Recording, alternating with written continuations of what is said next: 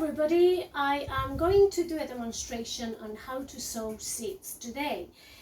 So basically I have a tray with holes at the bottom for drainage.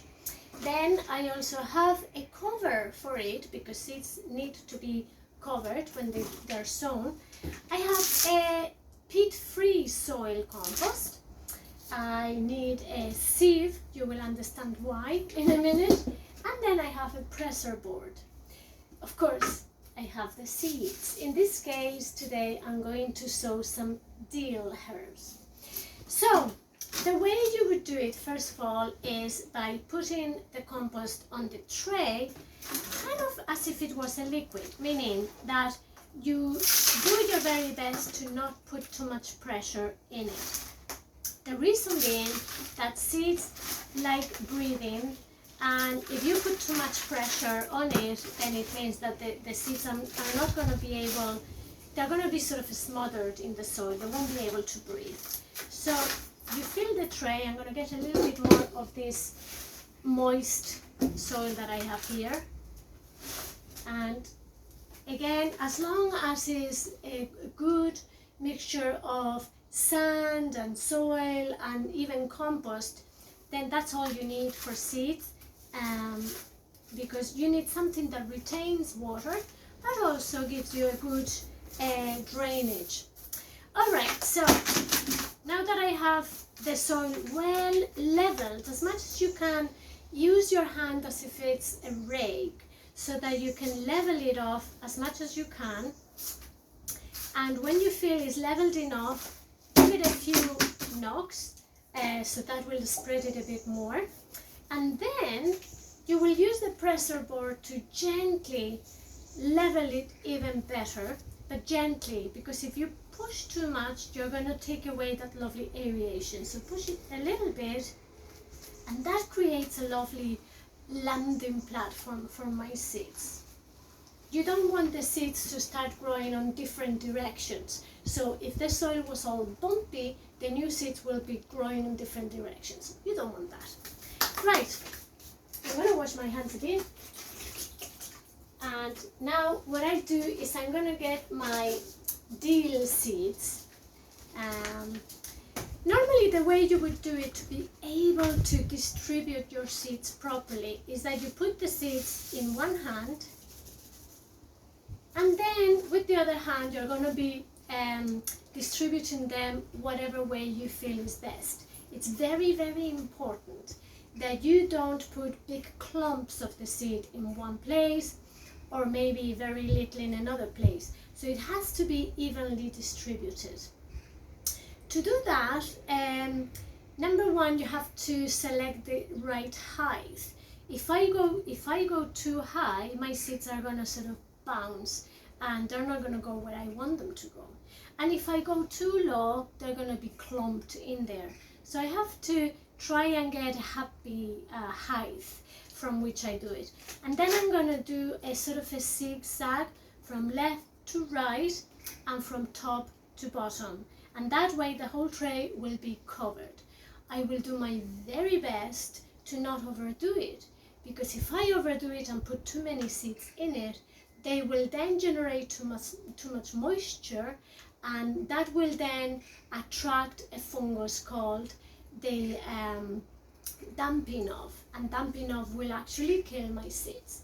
So if you come a bit closer to see how I do these seeds, I start from here, just very gently making sure that I go from left to right, that I don't put too many in the one place, and then I just work my way down as a zigzag all the way from left to right until I reach the bottom part. So that's more than enough.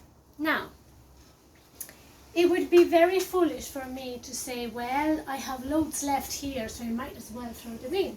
No, put them back in the packet for some other day, because it's always better to not overdo it.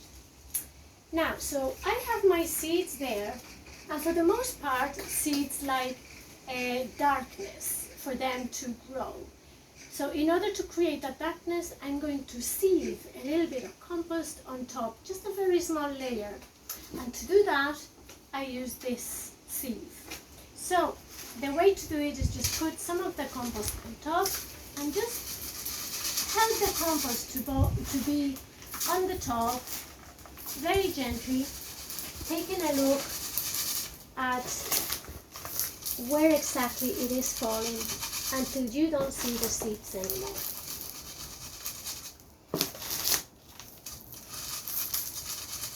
Okay, I think that's about right. So now I've made sure that my seeds are really happy on a very flat bed. They're evenly distributed. The compost is a mixture of something that has good water holding capacity, but also good aeration.